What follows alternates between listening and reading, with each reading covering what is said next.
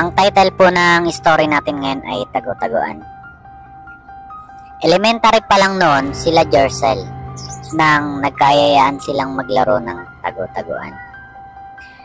Ang school daw kasi nila katabi lang ay gubat. Sa likod noon ay abandonadong classroom na dati ay nasunog. Pero hindi ko alam ang dahilan. Buo pa rin naman yung mga bubong, yung mga upuan, at kung ano-ano pa. Meron pa rin namang pintuan.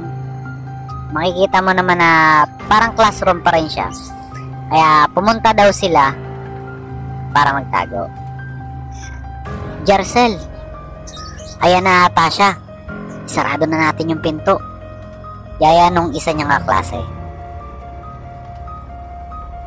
May naaninag daw siyang pumunta sa pintuan. Kaya sinilip niya ito at sa pamamagitan ng pagsilip sa baba ng pinto.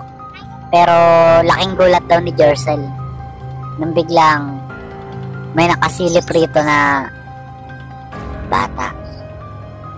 Lapnos ang muka at ngumiti pa to sa kanya. Nagulat siya at sumigaw.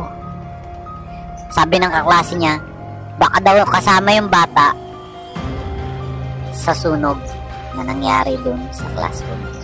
Kaya mula nun, hindi na sila bumalik dun sa classroom na nasunog. Ayaw na kasi nilang gambalain yung mga kaluluwa na naandun.